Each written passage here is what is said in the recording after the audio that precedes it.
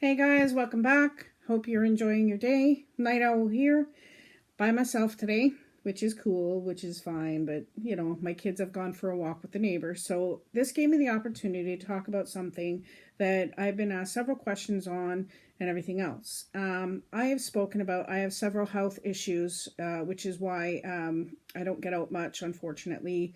If I do, it has to be with a walker, a cane, or one of those riding carts like they have in Walmart, or a wheelchair. So anyways, I wanted to speak on a disorder I was diagnosed with called syncope. I've been asked several times what syncope is, and basically it is a type of fainting disorder that has the symptoms of seizures and stroke, where it causes a tremendous pressure in my head, almost a blinding eye pain, but it causes me to almost have symptoms of vertigo where everything goes dark, but my whole right side will go numb and everything else. So anyways, I wanted to speak about this because it's very serious to me. So yeah. Okay, so basically syncope is a temporary loss of consciousness caused by a fall in blood pressure. A lot of doctors think it's high blood pressure, which can cause vertigo and everything else, but syncope is caused by low blood pressure.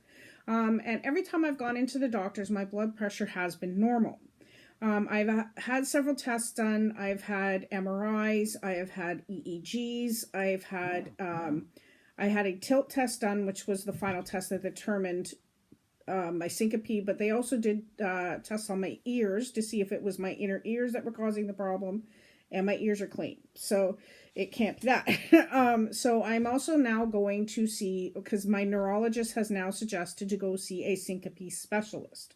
So that takes forever to get into, so right now I'm waiting for that.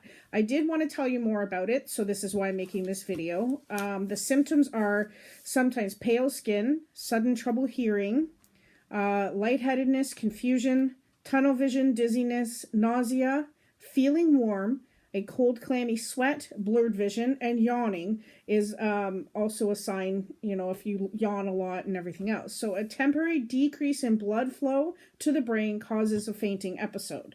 If I catch it rather quick, I can feel it coming on. So it's not like a seizure or anything like that, but it does feel like the start of one because everything starts to go numb on my right side and stuff like that. But if I can find a seat rather quickly, I close my eyes and I focus. It does take a bit, but it does go away. If I'm standing in a place where there is no place to sit, I just have to grab a wall and try and focus. But because my whole right side goes numb, it does make it very difficult. So the worst thing you can do is try and talk to somebody who's going through this right now. It's like someone who's going through a seizure, because I can't talk. I can't vocalize anything. I need to focus on my breathing. And people are always going, "Are you okay? Are you okay? Are you okay?" And I'm like, I have to go like this. Just close my eyes until just give me a minute. I'll be fine. Also, it generally lasts a few minutes. Lightheaded before it happens can result in serious illness. So it just depends on your immune system, how strong your immune system is. May require a pacemaker eventually, which my grandmother, my mom's mom, had a pacemaker that she had to get put in and everything, so I'm not looking forward to having to go to that option. May also be caused by anxiety, fear, pain, intense emotional stress, hunger, or the use of drugs or alcohol. Now, I don't do drugs or alcohol. I used to when I was younger, but I haven't done that in quite a while. So I know mine, I do suffer from high anxiety and depression and everything else. I will be making other videos regarding different health issues I have, just because I want, number one, for me looking for my daughter, I want her to be able to understand different health issues that I'm going through in case she's already experiencing some of this stuff. She'll know how to get it diagnosed.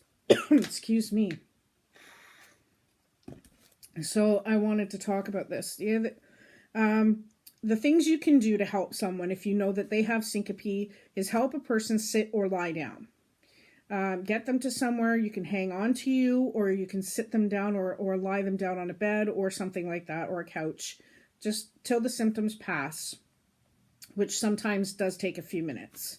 If a person is unconscious, roll them on their side. Now, I know with sometimes you're not supposed to touch them and everything else. But if, like I said, if you know that they have syncope or anything that's like this, roll them on their side, because 9 times out of 10 it will help ease the pressure of the episode so that they don't go further into the episode. Also, it is good to elevate the person's feet above their head. Now, I don't know if you've ever broken a limb or everything else, but they do tell you to keep your feet up, to keep your legs up and everything else, because if they keep them up above the head, it helps force the blood flow to go back to the heart and to the brain. So, yeah, so in other words, I'm a bonehead and I have brain problems. I'm just joking. But anyways, in all seriousness, please, by all means, make sure that you double check with your doctor, have the test done if you're feeling any of the symptoms I have. Just make sure you check, because if you think you have a fainting disorder, it could be a little bit more than that, and you want to double check. Another problem that I have because of the syncope is my neck jolts like this every so often. It'll, on its own, just jolt me.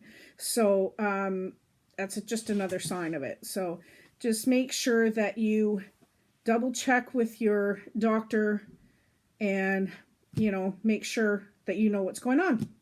Anyways, thank you so much for listening, and I pray that you all take care of yourselves, keep in good health, and God bless everybody.